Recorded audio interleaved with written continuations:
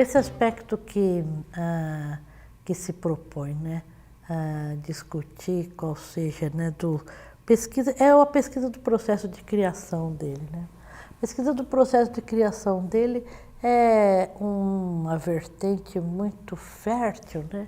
É um campo muito fértil de estudos, à medida que para a gente se torna um exercício de conhecimento aprofundado do texto do Mário de Andrade e um exercício de conhecimento aprofundado sobre o universo que gira em torno da criação dele.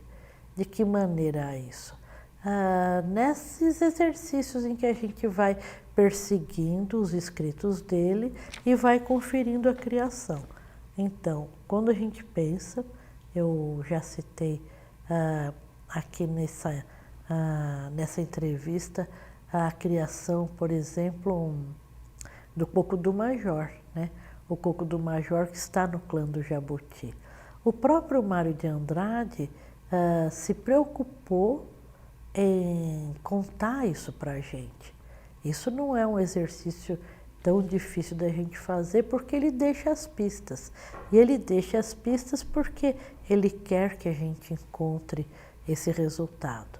Então, por exemplo, quando ele vai escrever um ensaio que fica pronto em 1928, é um ensaio que se chama Literatura dos Cocos, o início do ensaio ele já diz assim: quando imaginei aquele caso pançudo me contado pelo Antônio Bento de Araújo Lima, então ele dá a pista para você, quer dizer, eu não me lembro da frase inteira, mas ele dá a pista para você falar: ai, peraí, então olha só, ele está contando para mim que o Antônio Bento contou uma coisa para ele e ele transformou isso num poema. Então, às vezes ele faz esse caminho muito completo e a gente começa a procurar, a gente localiza esses elementos. Às vezes esse caminho não é tão completado assim e você tem que levantar, principalmente a partir da pesquisa e da leitura da biblioteca e do arquivo dele. Então, por exemplo, primeiro eu vou falar sobre um outro aspecto que mostra, aponta justamente para essa primeira vertente. O próprio Mário de Andrade fornece a pista da criação, ou da criação dele, ou da criação que ele estimula, que ele provoca, né? Então, em 1940 e poucos, ele escreve numa carta para Oneida Alvarenga sobre o ofício, sobre ser professor. Então, ele diz para ela que ele sempre gostou de ser professor e que na vida dele ele sempre comportou-se como um professor. Então, ele diz que às vezes mesmo de maneira dissimulada, ele se fez então professor porque ele entendia que ele poderia estimular algum tipo de movimento criador nas pessoas. Então ele fala assim: o Villa-Lobos, por exemplo, escreveu as cirandas porque eu o provoquei. E ele conta para Oneida Alvarenga como é que é isso. Então ele fala que o Villa-Lobos era um homem muito orgulhoso, um homem que não aceitava muito discutir um projeto, que não aceitava muito um palpite e que, por outro lado, ele era tão orgulhoso que ele ficava morto de ciúme quando você elogiava alguém que não fosse ele, que ele não conhecesse. Então ele conta para Oneida que ele chegou para o Villa-Lobos e disse assim: sabe, eu recentemente estudei as obras de um compositor uruguaio chamado Humberto Allende e precisa ver que beleza. E daí ele só falou bem do tal do Humberto Allende. Mas falou assim: nossa, ele fez uma coisa tão bacana e aquilo é tão bonito, não sei o que lá e tal. Ele falou assim: eu fiz aquilo que o Villa-Lobos mais odeia que se faça, que é elogiar alguém para ele, né? Mas quando ele foi elogiando Humberto Allende, ele vai mostrando que ele deu todas as pistas para o Villa-Lobos fazer alguma coisa semelhante. Então ele fala assim, sabe o que ele faz? Ele faz uma coisa muito bacana, ele pega uma melodia popular e harmoniza para piano e faz uma coisa tão bacana, porque ele faz em duas partes contrastantes, sabe? As peças nem são muito difíceis, nem são muito compridas, e ele vai analisando a peça do Humberto Allende. E daí o que acontece? Passados alguns meses, o Villa-Lobos encontra com ele e fala assim, eu andei fazendo aqui umas peças para piano, não é nada daquilo que você me falou, não. As minhas são muito boas. Vou mandar para você ver, quem sabe você usa lá com os teus alunos, né? E daí o Villa-Lobos tinha escrito as cirandas, que quando a gente vai ver, isso é uma coisa formidável. São exatamente aquilo que Humberto Allende tinha feito. A gente nem pode saber se o Villa-Lobos conheceu ou não Humberto Allende. Mas na biblioteca do Mário, Humberto Allende ali está.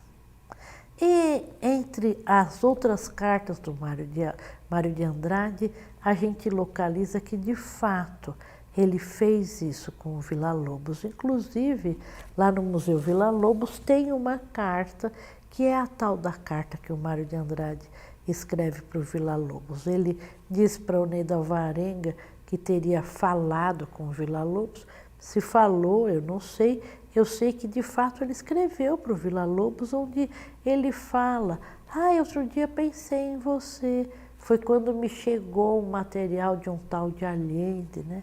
Então, isso é muito fascinante, porque a gente percebe que o Mário de Andrade amarrava esses pontos, né? Amarrava esses pontos de que forma? Constituindo um acervo, né? Ele tem a certeza de quanto era importante organizar um acervo, a importância que tinha a fonte para a pesquisa, a importância que tinha a fonte para a criação, né? Vou dar um outro exemplo, que é um exemplo que eu acho que para mim também chama muito atenção como professora e também como musicóloga e também como alguém que observa a dinâmica dentro da minha área de estudos, né? Quando o Mário de Andrade estudou as modinhas do século XIX, não é porque ele era o primeiro a ter modinhas, mas é o primeiro que faz um movimento de recolher várias modinhas para estudá-las. A gente tinha algumas modinhas que estavam lá na Biblioteca Nacional, provavelmente tinha algumas modinhas lá na biblioteca da Escola Nacional de Música, mas elas não eram talvez nem numericamente tão expressivas e talvez as pessoas ainda não tivessem entendido a possibilidade de se acolher uma variedade e se analisar.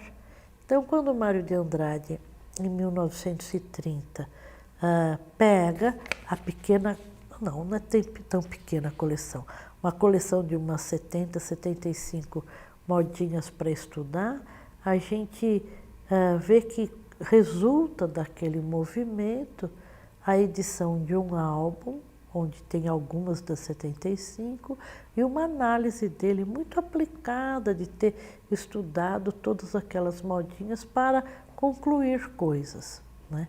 Como ele era um homem muito preocupado justamente com a ideia de formar esse patrimônio, ele publica esse álbum em 1930 e continua a colecionar modinhas.